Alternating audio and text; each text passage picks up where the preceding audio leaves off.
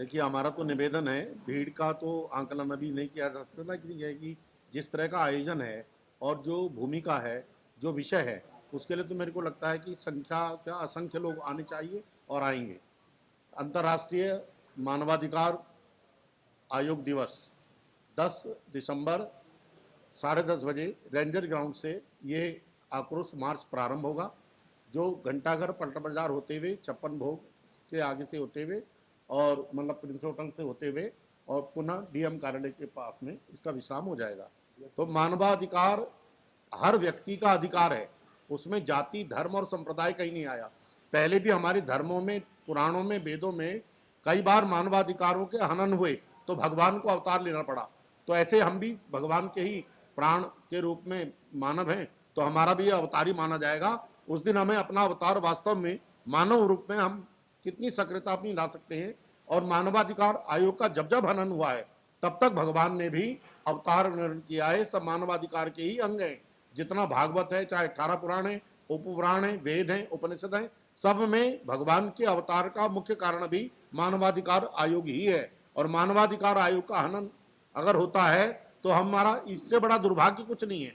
जिस तरह से बांग्लादेश में अभी हमारे नागलिया जी कह रहे थे व्यापार मंडल के, तो उन्होंने बहुत अच्छी बात बोली कि उन्होंने व्यापार मंडल को भी 1 बजे तक के लिए सबसे निवेदन किया है आप लोगों के माध्यम से, अब आप इसकी न्यूज को जो है सार्थकता में लगाएं।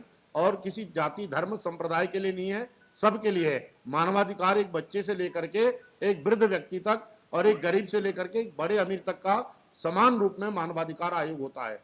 और उसका अधिकार का हनन हो रहा है बांग्लादेश में सरेआम। नंगे करके बैठा रखे हैं, मारे जा रहे हैं, लड़कियों का बलात्कार हो रहा है। उनका यही नहीं पता कि अभी सांस ली अगली आएगी नहीं आएगी। इस तरह के मानवाधिकार आयोग जब भारत के अंदर होते हैं तो मानवाधिकार आयोग का हनन जब जब होता है तब तक हमें किसी भी रूप में, अब हमने किसी का ना तो विरोध करना इस तरह से, ना कोई धर्म का विरोध है इसमें, ये केवल अपना समर्थन अपने को इकट्ठा करने के लिए अपने आप हम इकट्ठा हों और एक मत होकर के, एकजुट होकर के किसी धर्म संप्रदाय को छोड़ते हुए मानवाधिकार आयोग के संरक्षण और संवर्धन के लिए यह आक्रोश होगा और कुछ नहीं।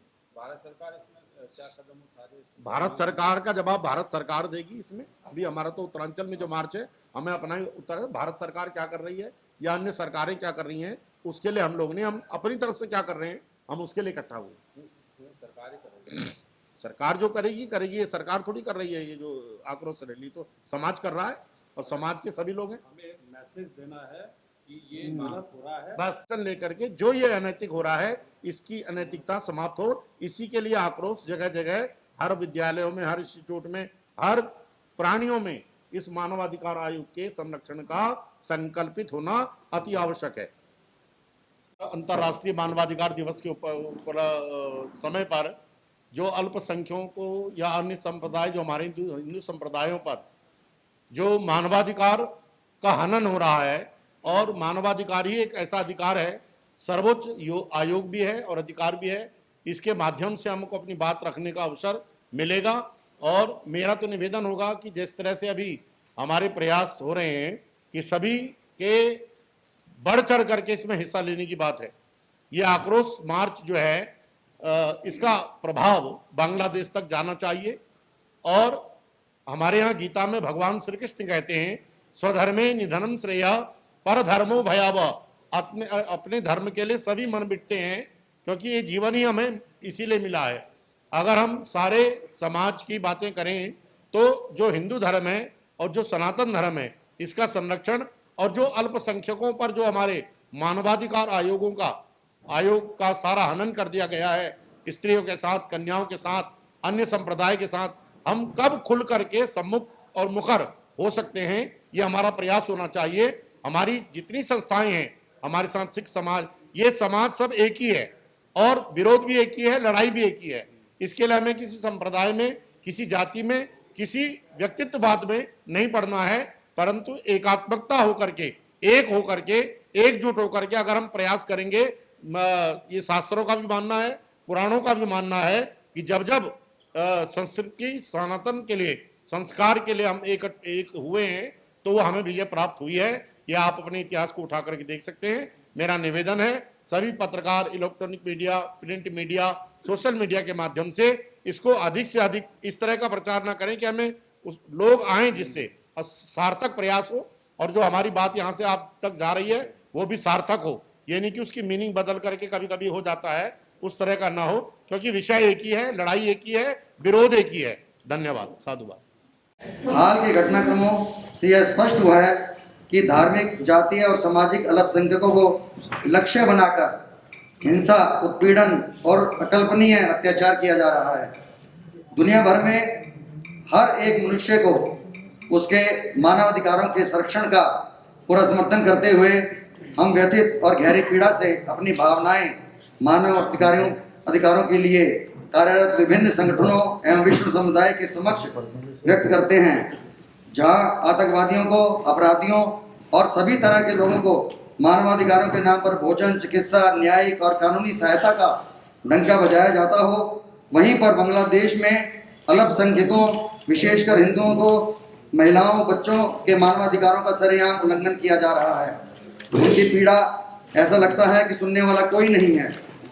वहाँ के कट्टरपंथी समूह मोहम्मद यूनुस सरकार को अपने कदमों पर झुकाए हुए हैं, जिस कारण से सड़कों पर खुलेआम अत्याचार ही अत्याचार दिखाई दे रहा है। अल्पसंख्यकों को झूठे मुकदमों में जेल में भरा जा रहा है। इस्कॉन के प्रमुख स्वामी जी को जेल में षड्यंत्र के तहत डालकर उनको कानूनी सहायता से भी वंचित कर दिया गया है और उनके वकील पर जानलेवा हमला करके अन्य वकीलों को कानूनी सहायता देने से डरा दिया गया है। कारावास में उन्हें भोजन ना देना, चिकित्सा सहायता ना देना, यह एक गंभीर अपराध है। जिस बांग्लादेश के लाखों नागरिकों को भारत ने स्वतंत्रता, सुरक्षा और पूर्ण मानवीय सहायता दी, उसी देश में अत्याचार की प्रकाष्ठा से अल्पसंख्यक समुदाय आक्रांत है। हम इन घटनाओं पर भारी आक्रोश, पीड़ा और अमानवीय अत्याचारों से व्यथित हैं। हम निम्नलिखित मांग करते हैं, बांग्लादेश सरकार द्वारा तुरंत यह हमले और मानवाधिकार उल्लंघन रोके जाएं और अंतर्राष्ट्रीय देखरेख में स्वतंत्र और निष्पक्ष जांच कराई जाए। दोषियों को सख्त से सख्त सजा दी जाए। अल्पसंख्यक समुदाय की सुरक्षा के लिए विशेष कानून और उपाय लागू किए जाएं। अंतर्राष्ट्रीय समुदाय इस मुद्दे पर हस्तक्षेप करे और आवश्यक दबाव डाले। हम भारत सरकार, सभी मानवाधिकार संगठनों, सामाजिक कार्यकर्ताओं और अंतर्राष्ट्रीय संस्थाओं से अपील करते हैं कि वे बांग्लादेश में मानवाधिकारों के उल्लंघन को रोकने के लिए तत्काल कदम उठाएं। इन्हीं भावनाओं के साथ हम सभी लोग 10 तारीख को जो आक्रोश मार्च है वह निकालेंगे और देहरादून की लगभग सभी संस्थाएं, धार्मिक, सामाजिक, स्कूल, यूनिवर्सिटीज इत्यादि सभी लोग इसमें अपना सहयोग देने को तत्पर हैं। हमारे बीच में ब्राह्मण सभा के आदरणीय अध्यक्ष श्री सुभाष चंद्र जोशी जी हैं। मैं उनसे निवेदन करूंगा कि वह हम सभी को संबोधित करें।